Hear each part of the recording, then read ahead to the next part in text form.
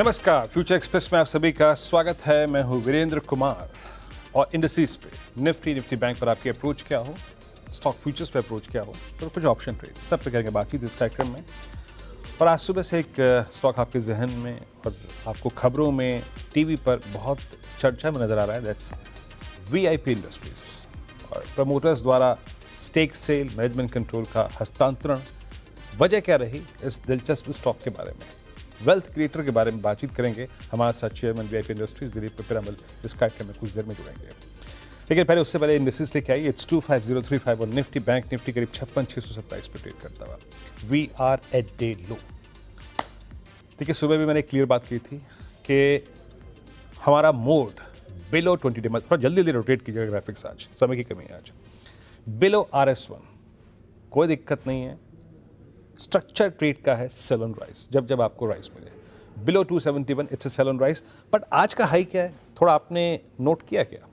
Almost शुक्रवार का close, sell on rise till we are not crossing trajectory call 20 day exponential average. आज हम 151 से कोलैप्स होकर गए। लेकिन एक बात और कही थी, देखिए ये सेल का व्यू, ये मंदी या फिर ये रिट्रेसमेंट, ये सिर्फ आज की कहानी नहीं है। ये हो रहा है लगभग ऑलमोस्ट इस सीरीज के कमेंसमेंट से।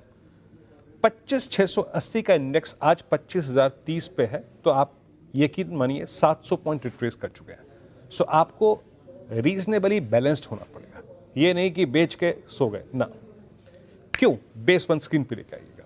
मैंने एक बात सुबह कही थी क्लियरली कि that trajectory, that's 25049 is quite capable of generating a pull back. ये लेवल एक ऐसा लेवल है कि बतौर जब आप ट्रेड करें तो एक पुल बैक जनरेट करेगा। मॉर्निंग लो क्या था, वही एग्जैक्टली गया, पुल बैक लिया और फिर कोलैप्स होता हुआ। बट फिर कहूंगा without watching, without sensing any stats, अभी मैंने कोई स्टैट्स नहीं देखे, लेकिन फिर कह रहा हूं कि ये लेवल कैपेबल है एक शॉर्ट कवरिंग और एक पुल बैक जनरेट करने में। क्या है ये? ये है 10 वीक एक्सपोनेंशियल एवरेज। क्या है ये? ये है पुट राइटर्स का जोन। तो अब हम थोड़ा सा सतर्क रहेंगे। Sell and write trades, sell trades में हमें अच्छा खासा कुछ मिला है। एक बार स्टैट्स लेके आइए। क्या निफ्टी ये कुछ मूड बना रहा है क्या कि मैं इस जोन को सरेंडर करूं? लग रहा है क्या स्टैट्स में? आइए सेंस करने की कोशिश करते हैं। कॉल राइटर्स हर पुल बैक में एक स्ट्रॉन्ग ग्रिप ले रहे हैं। 25,000 की कॉल का भी आउटस्टैंडिंग वाई अब 51 लाख पहुंच गया है और 25,100 की कॉल का almost 1 crore, and that's huge. और आप देखिए कि 25,100 की कॉल का आउटस्टैंडिंग वाई अब 25,000 के पुट को डोमिनेट कर रहा है। वहां उतनी पुट नहीं बिकी जितनी यहां कॉल बिकी है। यानी मोर और लेस सेल ऑन राइज की अप्रोच काम करेगी, बट थोड़ा अलर्ट रहिए इस जोन में। The trajectory call 10 week exponential average और 25,000 का पुट राइटर बेस फिर लेके आइए स्क्रीन पे। और मैं फिर कह रहा हूं, यहां थोड़ा सा लाइट रहिएगा, but in any case base screen पे लेके आइए प्लीज। अगर हम 986 तोड़ें तो निफ्टी फर्दर प्रोसीड करेगा टुवर्ड्स बेस 2, जो कि एक क्रिटिकल एवरेज है ऑन डेली चार्ट्स, 944,892। अभी के लिए अब अपनी कमेंट्री को यहीं तक सीमित रखते हैं। और याद रखिएगा, इंट्राडे में जिस तरीके से कॉल राइटिंग हुई है, आपका वो जो शॉर्ट्स को डिफेंड करने वाला लेवल है वो है 25,151, 25,200। क्यों? क्योंकि वो कॉल राइटिंग जो 300 की स्ट्राइक पे थी वो खिसक के अब 25,100 पे और 25,200 पे आ चुकी है। अब आइए आप निफ्टी बैंक पर। निफ्टी बैंक पे मैंने आपको एक क्लियरली बात कही थी सुबह सुबह कि Nifty bank in terms of placement is far better in comparison with Nifty. ये तुलना अगर आप करें निफ्टी से तो ये फार बेटर है। क्यों? क्लोजिंग बेसिस पे शुक्रवार को ये डिफेंड करके गया 20 डे एक्सपोनेंशियल एवरेज, बट एक और चीज नेगेटिव भी थी। क्या थी वो? सुबह क्या डिस्कस किया था हमने? मंथली पुट राइटर्स जो कि 57,000 पे अलाइंड थे, वो शिफ्ट होके 56,000 पे आगे थे। और ये स्टांस में उनके चेंज, परिवर्तन सीरीज में दूसरी बार हुआ है। बेस वन स्क्रीन पे रखिएगा। बेस वन क्या था? क्लियरली याद है मेरे को, 56,645 और 510। सुबह आया, 645 को टेस्ट किया, पुल बैक जनरेट किया। कहां तक का? ऑलमोस्ट आप देखिए तो करीब 56,896। रेजिस्टेंस नंबर 1 लेके ये क्या था? क्या बात हुई थी सुबह? If test base one, a pull back towards RS1 looks possible. गया, उसको स्ट्राइक करके फिर गया नीचे। बट 56,645 और 56,510 क्या है समझ लीजिएगा। ये है 2 कैंडल्स का स्विंग लो और मोर और लेस 20 डेमा की ट्रेजेक्ट्री, और तीसरा है पुट राइटर। लेके आइए स्टैट्स प्लीज। 56,500 पे अभी भी आउटस्टैंडिंग ओआई है इन कंपैरिजन विद 56,000 की पुट कम है, no doubt about that, but still 56,500 की पुट में 6.25 लाख का आउटस्टैंडिंग ओआई खड़ा है। यानी अगर हम सनराइज कर रहे हैं तो इस ट्रेजेक्ट्री में थोड़े प्रॉफिट्स को कैश में कन्वर्ट करेंगे, और फर्दर ब्रेकडाउन के लिए 56,510 की ट्रेजेक्ट्री को 56,450 की ट्रेजेक्ट्री को वायलेट होने का इंतजार करेंगे। दोनों ही इंडस्ट्रीज पे फिर कह रहा हूं, बेस वन थोड़ा अलर्ट रहिए इफ यू आर शॉर्ट और opening short at higher levels. Ashish Mahati ji हमारे से जुड़े हैं और उनसे भी बातचीत करेंगे, लेकिन जैसे कि मैं शुरू में ही कह रहा था कि आज एक महत्वपूर्ण दिन है वीआईपी इंडस्ट्रीज के लिए, और वीआईपी वेरी इंपॉर्टेंट पर्सन। ये अमूमन इस बोलचाल की भाषा में कहा जाता है, लेकिन हमारे साथ इस बीच दिलीप पिरामल जी खुद जुड़ चुके हैं, चेयरमैन वीआईपी इंडस्ट्रीज के। सर नमस्कार, कार्यक्रम में स्वागत है। नमस्कार। और एक बात मैं कहना चाहता हूँ, मैंने अपने खुद 20 साल के करियर में आपसे बहुत बार बात की सर, 2005 से 2010, 15, 20 हमने वीआईपी को एक वेल्थ क्रिएटर के तौर पे देखा, और बहुत सॉफ्ट और बहुत मतलब जिसे कहते हैं एक कमज़ोर माहौल में भी आपने एक स्ट्रॉन्ग कमेंट्री प्रेजेंट करी, विजन प्रेजेंट किया। लेकिन आपके निर्णय को आज हम जानना चाहते हैं, आखिरकार ये स्टेक सेल क्यों मैनेजमेंट कंट्रोल आप पी फर्म्स को दे रहे हैं, इसके पीछे वजह क्या है सर? देखिए, ऐसा है कि गए 5 वर्ष में हमारी परफॉर्मेंस इतनी अच्छी नहीं रही है, बल्कि गए वर्ष में तो जो जून मार्च 25 एंडिंग में चारों क्वार्टर में हमने नुकसान किया है, कोई लाभ नहीं था। और मैनेजमेंट की स्थिति यानी हमारी कंपनी नीचे नीचे जा रही थी, मार्केट कैप आधा हो गया है, 10,000 करोड़ से 2 वर्षों में 5,000 करोड़ हो गया है। और अभी जो हमारा 4th जनरेशन है, मेरे बच्चे हैं, उनको इतनी रुचि नहीं है बिजनेस करने में, तो फिर उसका क्या उपाय है? तो फिर यही है कि वो शेयर होल्डर के हित में नहीं है। अगर कंपनी ख़राब होती है तो फिर यही निर्णय लिया है कि अभी कोई नया बायर लें, और हमें अभी अच्छा विकल्प मिला है कि मल्टीपल्स कंसोर्शियम इन्होंने बनाया है, और इन्हें 32% ही हम शेयर दे रहे हैं, 20% मेरे पास रहेगा, क्योंकि मुझे लगता है लॉन्ग टर्म अच्छा है हमारा फ्यूचर, तो I want to keep that value. And multiples को भी उनके बजट में 32% सूट कर रहा था, तो अच्छी डील हो गई है। और शेयर होल्डर का हित तो देखना ही पड़ता है, और मैं भी शेयर होल्डर हूँ, दूसरे माइनॉरिटीज शेयर होल्डर्स भी हैं, तो वो सब देखते हुए ये अच्छा ऑप्शन विकल्प अच्छा हो गया। दिलीप जी, वाकई आपने कंपनी के हित में सोचा, शेयर होल्डर्स के हित में सोचा, ये बड़ी बात है। और आप खुद स्वीकार कर रहे हैं मंच पर, टेलीविज़न पे, कि मेरी शायद अगली पीढ़ी जो है इस बिज़नेस के लिए तैयार नहीं है और हम नहीं अच्छा डिलीवर कर पा रहे हैं, तो let's give ownership to someone else. अभी सर एक और चीज़ है, ठीक है, आपने नहीं किया पिछले कुछ वर्षों में, ठीक, लेकिन इस पूरी इंडस्ट्री को आप कैसे देख रहे हैं? आपके पास अभी भी 38% मार्केट शेयर है, और मार्केट बड़ा है, कोविड के बाद ये मार्केट काफ़ी बड़ा है, तो पोटेंशियली वीआईपी आगे कैसा कर सकती है नई मैनेजमेंट के साथ, इस पे आपकी टिप्पणी जानना चाहूँगा मैं।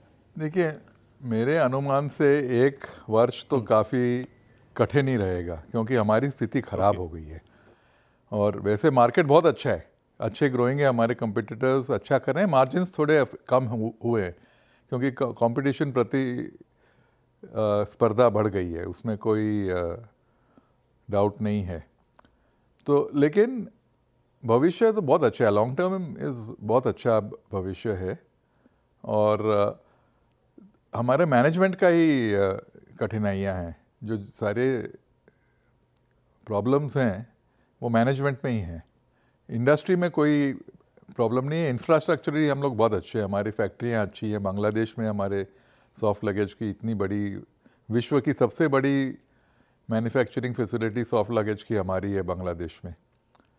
तो स्ट्रक्चरली हम लोग बहुत ऐसे अच्छे स्थिति में हैं।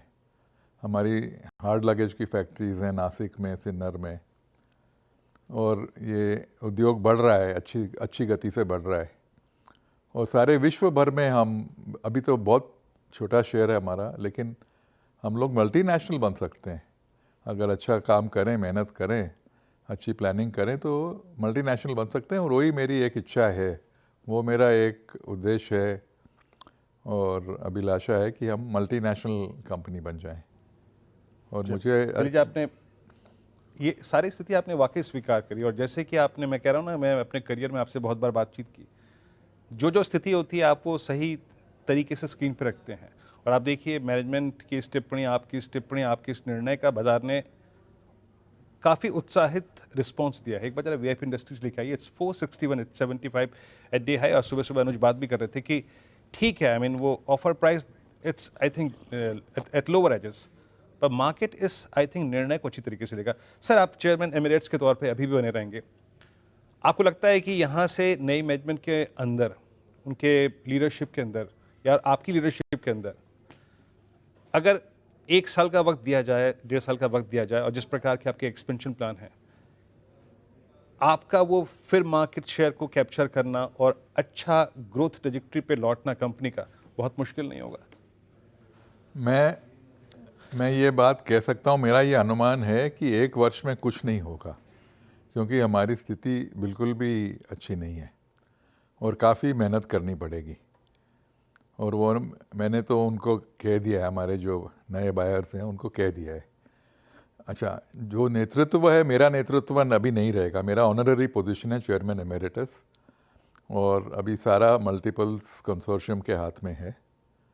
तो मैं कुछ भी अपनी राय नहीं दूंगा, टिप्पणी नहीं दूंगा, क्योंकि that is not for me. वो मेरी बट सर, एक चीज़, जब आप टेबल पे बैठे होंगे, जब ये डील तैयार हो रही होगी, मोटे तौर पे एक तो ढांचा बना होगा ना कि भाई वीआईपी को यहाँ से आगे कहाँ ले जाना है, हम एक्सपेंशंस पे कितना काम करेंगे, कितना कैश कंपोनेंट हमारे पास है।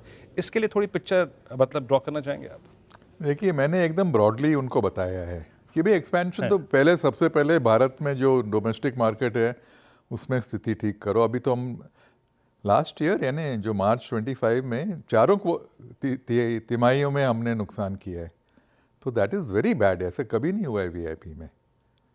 तो पहले वो ठीक करो और फिर धीरे धीरे देखो कि कैसे आप विदेशों में जा सकते हैं। वो बहुत अच्छी हमारे अवसर हैं कि हम मल्टीनेशनल बन जाएं। तो बहुत, मैंने तो एकदम मोटा मोटी बताया है। फिर वो लोग काफ़ी सक्षम हैं अपने, मतलब उनका तो काम ही ये है ना। आज प्राइवेट इक्विटी की क्या, उनकी क्या स्ट्रेंथ्स हैं कि वो लोग 5-7 साल में तक रखते हैं, और उनका उद्देश्य ये होता है कि 5-7 साल में 2 या 3 बार वैल्यू बढ़ जाए। और वैल्यू जब बढ़ती है जब मैनेजमेंट अच्छा होता है। तो उनके पास पूरा वो ढांचा है मैनेजमेंट का, मैनेजर्स का पैनल रहता है, फुल टाइम जो काम कर सकते हैं, एडवाइज़र्स रहते हैं, अलग अलग इंडस्ट्रीज़ में रहते हैं। तो वो मेरे लिए तो सबसे बेस्ट है कि उनका तो ये एक ही उद्देश्य रहता है कि भाई वैल्यू बढ़ाओ, और एकदम, और वैल्यू बढ़ेगी अच्छे मैनेजमेंट से ही, ग्रोथ से। तो सबके यानी विन विन सिचुएशन है, सारे शेयर होल्डरों के लिए, उनके लिए। हाँ। तो मैं तो एक तरह से निश्चिंत हो गया हूँ। हाँ, अच्छा सर, ये आपका जो 20% अतिरिक्त हिस्सा बचा हुआ है अभी, उसको लेकर आपकी क्या योजना है? और एक और चीज़, मतलब आने वाले समय में या फिर अभी भी कंपनी के बोर्ड में आपकी रिप्रेजेंटेशन होगी क्या इस पे? आपका अभी बोर्ड में हमारा, मेरा एक ही रिप्रेजेंटेटिव होगा और सारा बोर्ड उनका होगा। तो मैंने एकदम स्वीकार किया। बल्कि मेरी एक कंडीशन थी कि जो भी प्राइवेट इक्विटी जो भी आएगा उनको मैनेजमेंट लेना पड़ेगा, क्योंकि मेरी आज जो मेरे प्रॉब्लम है ये कि मैं मैनेज नहीं कर रहा हूँ ठीक से। और आज मुझे वो कॉन्फिडेंस नहीं है कि भाई मैंने जो मैनेजर्स अपॉइंट करूँगा वो अपॉइंट किए हैं कि वो लोग ठीक ढंग से काम कर सकें। तो उसमें तो कोई मेरे मतलब कोई संशय है ही नहीं मन में कि मेरे को मैनेजमेंट में रहना है या मेरी एडवाइस करनी है, बिल्कुल ही नहीं। वो तो मैंने एकदम साफ कर दिया, and they are very happy with it also कि भाई ठीक है, हमको क्लीन रन दे, वो अच्छे प्रोफेशनल को लाएंगे और काम करेंगे। अच्छा सर, बीच में मतलब वीआईपी ने ऑलमोस्ट 800-700 रुपये का प्राइस पे हिट किया। हाँ, तो अभी आधा हो गया वहाँ पे उस पे एग्जिट नहीं किया आपने? मतलब आपको लग रहा था कि उस सब्सटेंशियल टाइम वैल्यू लूज हमारे मैनेजमेंट में एडवाइस किया मुझे, और हमको भी यही लगा कि भाई अभी 5-6 महीने में, 1 वर्ष में और बढ़ जाएगा। हुआ उल्टा उसका। वो चौबे जी छब्बे जी बनने जाए दुबे जी बन गए। Anyway sir, thanks very much, बहुत बहुत शुक्रिया आप इस कार्यक्रम में शामिल हो और आपने जो ज़मीनी हकीकत क्या है और बोर्ड एग्जिस्टिंग बोर्ड क्या कर पा रहा था, क्या नहीं कर पा रहा था, एग्जिस्टिंग सर्कमस्टेंसेस में स्थिति को स्वीकारा, अपनी नई पीढ़ी के बारे में भी आपने बताया कि वो उसको चलाने में बहुत उत्साहित नहीं है। और तो बहुत बहुत शुक्रिया सर, आप इस कार्यक्रम में शामिल हुए। धन्यवाद। सभी आई थिंक पहलुओं पर बातचीत की आपने। धन्यवाद। ये वीआईपी इंडस्ट्रीज़ की मैनेजमेंट से, एग्जिस्टिंग मैनेजमेंट से खास बातचीत थी और ये वार्तालाप, ये बातचीत आप सोशल मीडिया प्लेटफॉर्म पे भी कुछ देर में सुन सकते हैं। मार्केट जो है ना वो हमेशा सच को और सही सर्कमस्टेंसेस को हमेशा अगर आप देखें पॉजिटिवली लेता है। अब एक काम करते हैं, अभी के 3 ट्रेड्स पिक करते हैं। आशीष बहती जी, गुड आफ्टरनून, कार्यक्रम में स्वागत है आपका। इस वक्त के 3 conviction ideas. Good afternoon Viren ji, पहला जो ट्रेड रहेगा वो एमसीएक्स पे खरीदारी की सलाह रहेगी। यहाँ पे वापस मोमेंटम स्ट्रॉन्ग पिकअप होता हुआ देखने मिल रहा है और हमें लग रहा है कि कैपिटल मार्केट थीम वापस में बाइंग इंटरेस्ट बन रहा है। तो 8050 का स्टॉप लॉस लगाकर यहाँ खरीदारी की सलाह है 8400 और 8500 तक के टारगेट्स के लिए। वीरेन जी, दूसरा जो स्टॉक हमें अच्छा लग रहा है वो सेल के हिसाब से बीडीएल में लग रहा है। डिफेंस में अब थोड़ा सा यहाँ पे प्रॉफिट टेकिंग देखने मिल रही है, तो बीडीएल में बिकवाली की सलाह है। जो स्टॉप लॉस इसमें मेंटेन करना है वो 1860 का एसएल मेंटेन करे। नीचे में जो टारगेट्स रहेंगे इसके शॉर्ट के वो 1780 और 1750 तक हमें लगता है कि बीडीएल में देखने मिल सकते हैं। विनीन जी, तीसरा जो स्टॉक में अच्छा लग रहा है कैन बैंक, पीएसयू बैंक में सुबह से बाइंग इंटरेस्ट बहुत अच्छा बना हुआ और कैनरा बैंक में बाइंग इंटरेस्ट बरकरार रह रहा है। तो यहाँ पे खरीदारी की सलाह रहेगी। 111 का स्टॉप लॉस लगाना है, 116 और 118 तक के टारगेट के लिए कैनरा बैंक में खरीदारी की जा सकती है। चलिए एक काम करते हैं, 3 ट्रेड्स पूरे हो गए। पीएसयू बैंक्स वाकई, और देखिए निफ्टी बैंक में वो सुबह का जो वो 645 का रिवर्सल था या फिर अभी भी एटलीस्ट अगर 645 पाइपलाइन को होल्ड करने की टेंडेंसी है, that's only because of PSU banks. एक बार निफ्टी बैंक के कंट्रीब्यूटर्स दिखाइए, आप नहीं देखना चाहेंगे ऐसा कभी भी बैंक निफ्टी का कंट्रीब्यूशन प्लेट। सारे I think private banks, HDFC bank, ICICI bank और कोटक महिंद्रा बैंक और एचडीएफसी सारे अलाइंड है लूजर साइड। ये एक बहुत ही अच्छा अगर आप देखें दृश्य नहीं है और बाकी सिक्योर कर रहा है थोड़ा सा यहाँ पे private banking, PSU banking space, bank of Baroda. चलते हैं आशीष जी के बाद आज का ऑप्शन ट्रेड पिक करने के लिए। आशीष जी क्या पिक कर रहे हैं स्टॉक ऑप्शन में?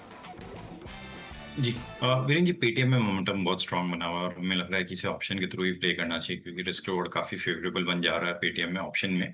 तो 980 की जो कॉल है एटीएम वाली कॉल, उसमें खरीदारी की सलाह रहेगी। 35 रुपए के करीब ये चल रही है। इसमें जो स्टॉप लॉस मेंटेन करना है वो 30 रुपए का एसएल मेंटेन करे। ऊपर में हमें लगता है उसमें 45 से 50 रुपए तक का जोन देखने मिल सकता है। ओके, पेटीएम पे 980 की कॉल। बहुत बहुत शुक्रिया आशीष, आप इस कार्यक्रम में शामिल हुए। सभी स्टॉक्स इंडस्ट्रीज पर आ रखी। एक ब्रेक, अगली मुलाकात 2 बजे कमाई करते हैं। तब तक के लिए नमस्कार।